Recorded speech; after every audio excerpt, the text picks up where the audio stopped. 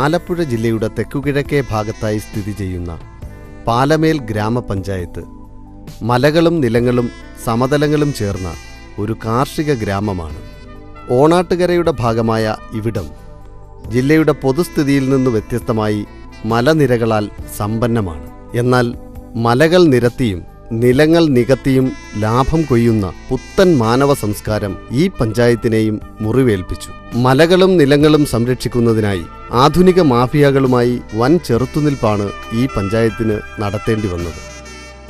കാർഷിക പ്രതിസന്ധിയും തൊഴിലാളി ക്ഷാമവും വിളകളുടെ വിലയിടിവുമൊക്കെ കാരണം കർഷകർ കൃഷിയിൽ നിന്ന് പിന്തിരിഞ്ഞപ്പോൾ ഇവിടെയും ഏക്കറുകളോളം വയലുകളും കരകളും തരിശായി. ഒരു കാലത്ത് ഓണാട്ടുകരയുടെ നെല്ലറയെന്ന് വിശേഷിപ്പിക്കപ്പെട്ട പെരുവേലിച്ചാൽ കരിങ്ങാലിച്ചാൽ പുഞ്ച നെൽവിത്തുകൾ പതിക്കാതെ വന്ധ്യയായി.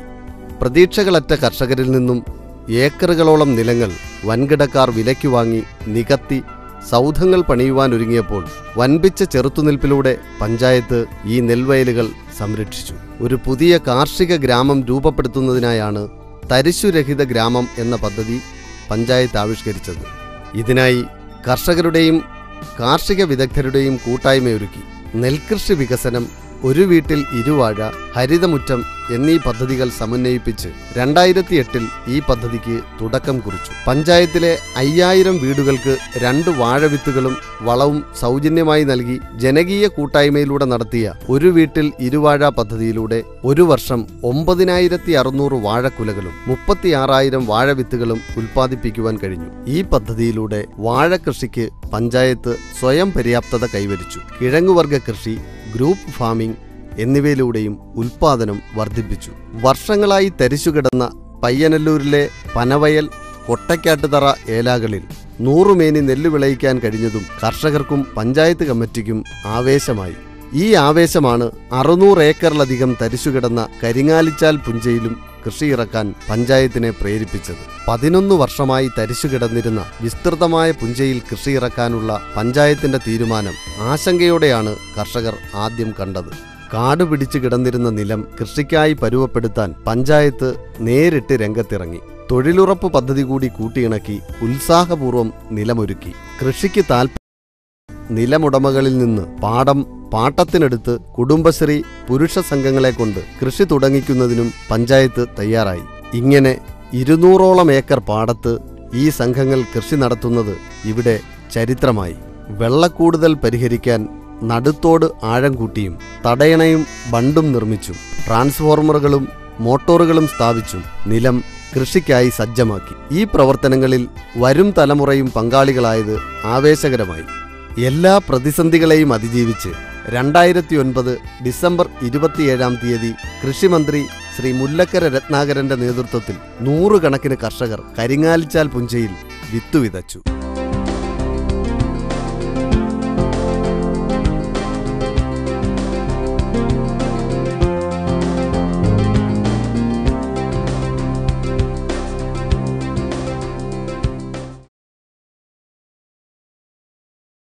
പാലമേൽ ഗ്രാമപഞ്ചായത്തിൽ 13 പൊതുവിദ്യാലയങ്ങളാണുള്ളത്.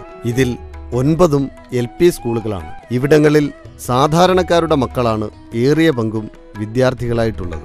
ഇംഗ്ലീഷ് വിദ്യാഭ്യാസത്തോടുള്ള രക്ഷകർത്താക്കളുടെ ആഭിമുഖ്യം മുതലെടുത്ത് ഈ പഞ്ചായത്തിൽ അനേകം അൺഎയ്ഡഡ് ഇംഗ്ലീഷ് മീഡിയം സ്കൂളുകൾ മുളച്ചു പൊന്തുകയും തന്മൂലം പല പൊതു സ്കൂളുകളിലും കുട്ടികൾ കുറയാനും ഇടവരുത്തി.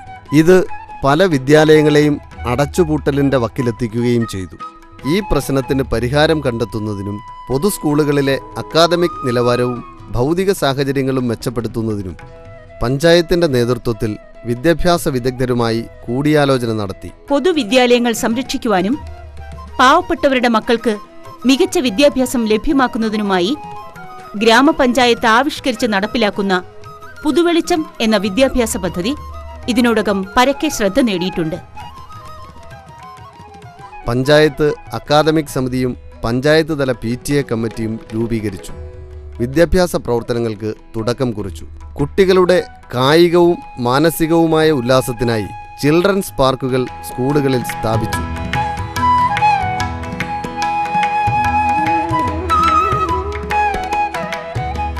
അക്കാദമിക് നിലവാരം വർദ്ധിപ്പിക്കുന്നതിന് അധ്യാപകർക്കുള്ള ശില്പശാലകൾ നടത്തി. പഠനോപകരണങ്ങൾ നിർമ്മിക്കാനുള്ള കളരികൾ സംഘടിപ്പിച്ചു. രസകരമായ രീതിയിൽ 1-ാം ക്ലാസ് മുതൽ ഇംഗ്ലീഷ് പഠിക്കുന്നതിന് പ്രത്യേക പാഠപുസ്തകങ്ങൾ തയ്യാറാക്കി. പ്രശസ്ത ഇംഗ്ലീഷ് ഭാഷാ വിദഗ്ധൻ ഡോക്ടർ A.N. ആനന്ദിന്റെ നേതൃത്വത്തിൽ അധ്യാപകർക്ക് പ്രത്യേക പരിശീലനം നൽകി.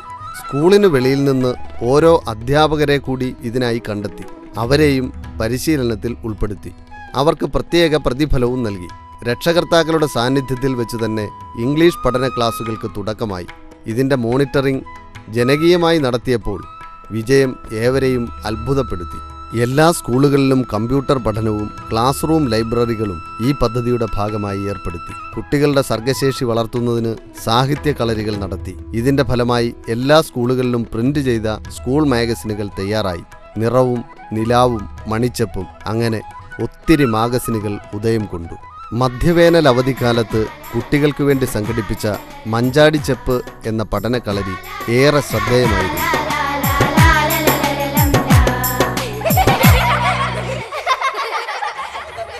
കുട്ടികളുടെ കഴിവുകൾ കണ്ടെത്തി അത് വികസിപ്പിച്ചെടുക്കുന്നതിനാവശ്യമായ പഠനതന്ത്രങ്ങൾ ഈ പഠനോത്സവത്തിൽ ആവിഷ്കരിച്ചു. പരീക്ഷണങ്ങളും നിരീക്ഷണങ്ങളും ഒറിഗാമിയും പാട്ടും കളികളും പ്രശസ്തരുമായുള്ള അഭിമുഖവും നാടൻ കലകളുടെ പഠനവും ചരിത്രാന്വേഷണ യാത്രയും ഈ കളരിയെ വ്യത്യസ്തമാക്കി.